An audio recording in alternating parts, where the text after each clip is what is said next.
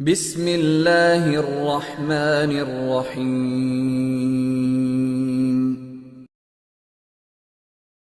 زکوٰۃ جو ہے نا کس پر لازم ہوتی ہے، کیسے لازم ہوتی ہے، کیوں لازم ہوتی ہے، کس کو دینی ہوتی ہے، کس کو نہیں دے سکتے، سال کیسے گزرتا ہے، تو زکوٰۃ کے بارے میں خوب غور سے سنیں۔ تو پہلی بات تو یہ ہے کہ زکوٰۃ کتنی چیزوں پہ فرض ہوتی ہے۔ اس کا جواب یہ ہے کہ زکوٰۃ 4 چیزوں پہ فرض ہوتی ہے۔ سب سے پہلے سونا، سونے پر بہرحال زکوٰۃ دینی ہے، استعمال میں ہو یا نہ ہو۔ کتنا ہو سونا یہ ابھی بعد میں بتاتا ہوں میں۔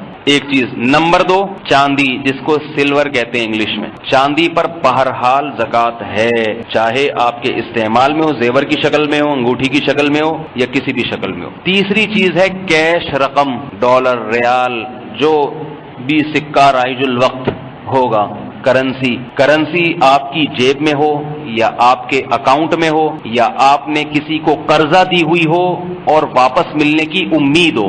3 شرطیں ہو گئی۔ اگر آپ کوئی امید ہی نہیں ہے، پتہ نہیں ملے گا کہ نہیں ملے گا، تو نہیں ہے۔ امید نہیں ہے، پتہ نہیں ملے گی یا نہیں ملے گی، زکوٰۃ نہیں، چاہے بعد میں مل بھی جائے پھر بھی نہیں ہے زکوٰۃ، احتیاطاً دے دیں تو اچھا ہے۔ اور چوتھی چیز مال تجارت۔ شریعت کی نظر میں تجارت کا مال وہ ہے جب آپ اس کوئی چیز خریدتے ہیں، نیت استعمال کی نہیں ہوتی بلکہ یہ نیت ہوتی ہے جیسے ہی قیمت بڑھے گی اسے سیل کر دوں گا میں۔ گاڑیاں آپ خریدتے ہیں، گاڑیوں کا کسی کا شو روم ہے تو وہاں گاڑیاں کھڑی ہوئی ہیں اس کے پاس، چلانے کے لیے نہیں بلکہ بیچنے کی، ان تمام گاڑیوں پہ زکوٰۃ ہے۔ کون سا مال تجارت کا ہے، کون سا تجارت کا نہیں۔ ایک آدمی کے پاس فیکٹری ہے، اس میں کپاس آتی ہے، کپاس سے مقصد کیا ہے، کپڑا بنا کے بیچیں گے، یہ بھی مال تجارت ہے۔ اب اس میں مشینیں لگی ہوئی ہیں، وہ مشینیں کپڑا بنا رہی ہیں، بتاؤ ان مشینوں پہ زکوٰۃ ہوگی؟ نہیں ہوگی، کیونکہ وہ مشینیں بیچنے کے لیے نہیں ہیں، حالانکہ وہ بزنس کا حصہ ہیں، لیکن شریعت میں اس کو مال تجارت نہیں کہیں گے۔ روئی خریدی ہے کپڑا بنا کے بیچنے کے لیے، اس پہ زکوٰۃ ہوگی۔ دکاندار کے پاس جتنا سامان پڑا ہوا ہے تو بیچنے کے لیے جو مال خریدا ہے اس پر ہے اور کسی چیز پر نہیں۔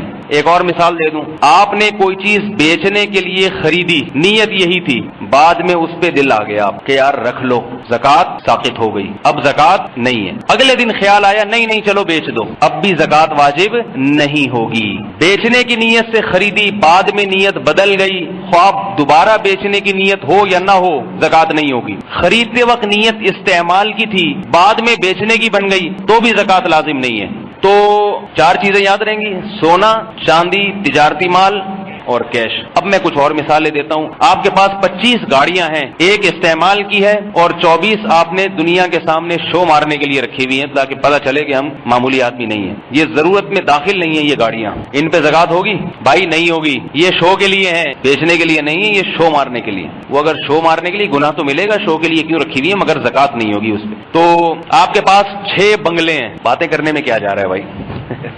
ایک میں رہتا ہوں، 6 میں نے کرائے پر دیے ہوئے ہیں، خوب بزنس چل رہا ہے میرا، ایک بنگلے سے لاکھ روپے کرایہ آتا ہے، ظاہر ہے کما کے دے رہے ہیں وہ بنگلے مجھے، بزنس، کاروبار، ان پہ زکوٰۃ ہوگی کہ نہیں ہوگی؟ یہ بنگلے بیچنے کے لیے ہوتے تو کرائے پہ کیوں چڑھاتا میں اس کو؟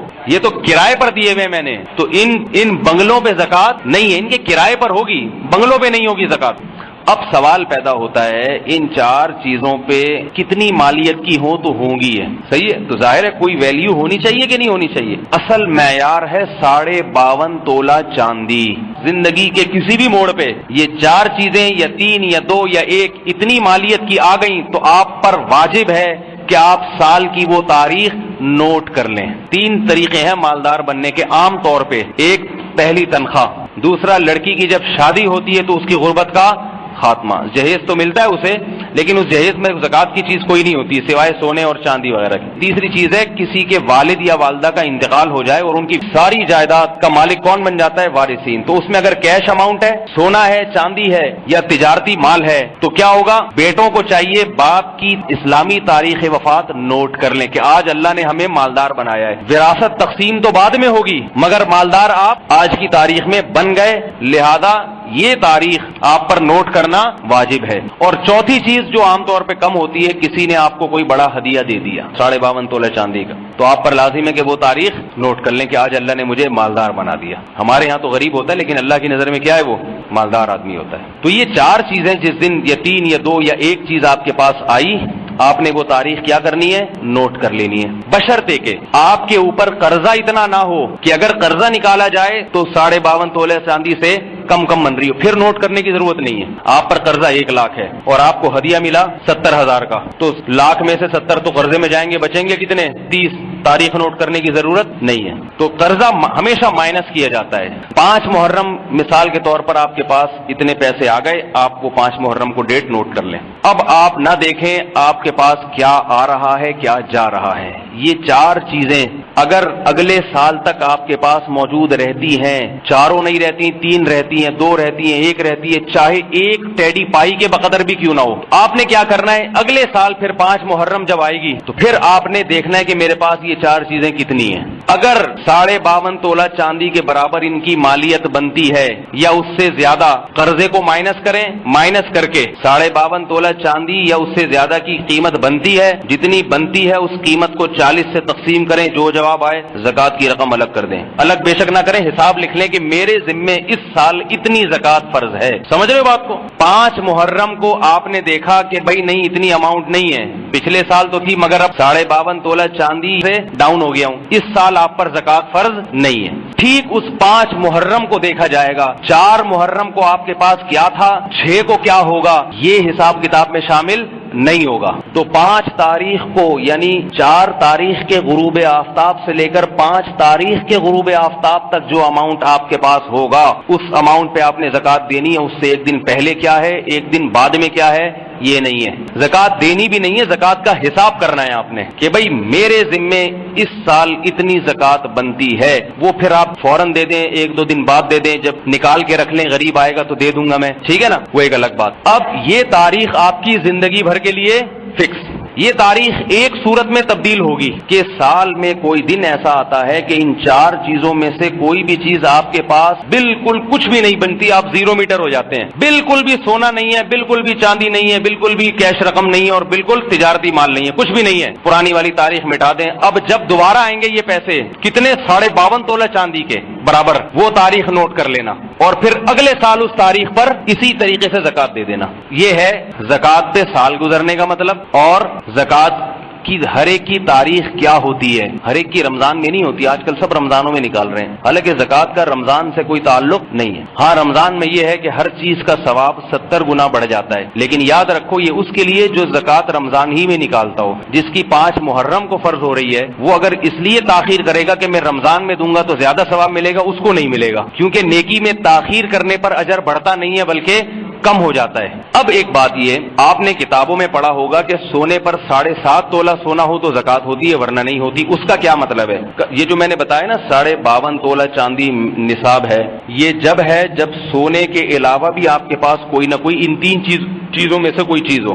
اگر کسی کے پاس صرف اور صرف سونا ہے، 1 روپے کی چاندی بھی نہیں ہے، 1 روپیہ سکہ بھی نہیں ہے اس کے پاس، تجارتی مال میں 1 گٹکا بھی نہیں ہے بیچنے کے لیے جو خریدا ہو، صرف اور صرف گولڈ ہے، تو پھر سونے میں جب تک 7.5 تولہ نہیں ہوگا آپ صاحب نصاب نہیں بنیں گے اور وہ تاریخ فکس نہیں ہوگی۔ لیکن چونکہ ایسا ہوتا نہیں ہے، 1 آدھ روپیہ بٹوے میں، جیب میں، کھانچے میں یا کسی کو قرض دیے ہوئے میں ہوتا ہی ہے، اس لیے علماء جو بتاتے ہیں وہ سونے کا نصاب بتاتے ہی نہیں ہیں۔ اور ویسے بھی کوشش یہ کرنی چاہیے کہ سونے کے ساتھ کچھ نہ کچھ رکھا جائے تاکہ آپ پہ زکات تھوڑے سے سونے پہ بھی فرض ہو جائے، کیونکہ زکات بہت بڑی عبادت ہے۔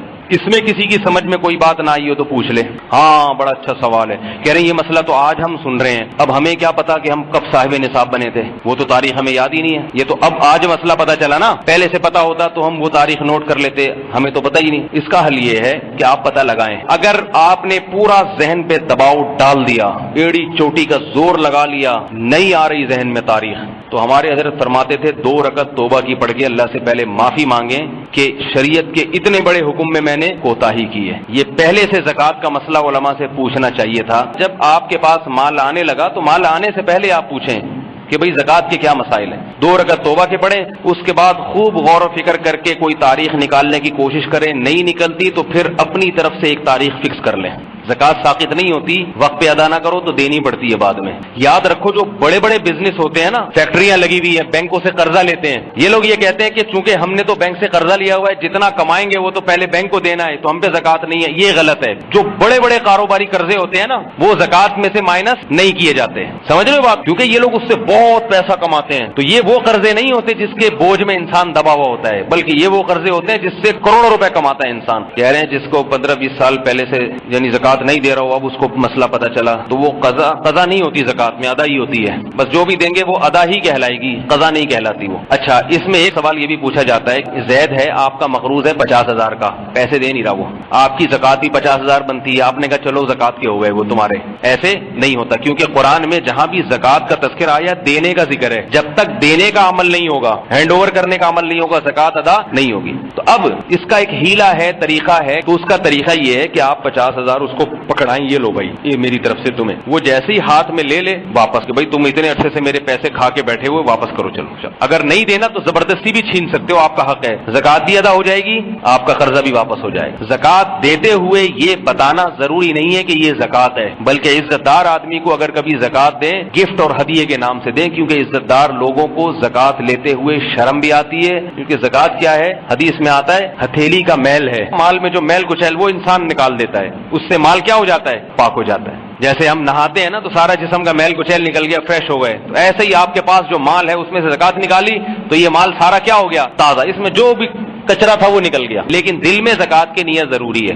یہاں ایک اور مسئلہ بھی آ گیا، بعض لوگ کہتے ہیں ہم نے فلاں غریب کو پچھلے مہینے 50,000 روپے صدقہ دیا ہے، تو اب ہم سوچ رہے چلو وہ زکات ہو گئی، نہیں اب نہیں ہوگی، اس وقت آپ کی نیت نہیں تھی تو اب زکات نہیں ہوگی۔ دیتے ہوئے دل میں نیت کا ہونا ضروری ہے۔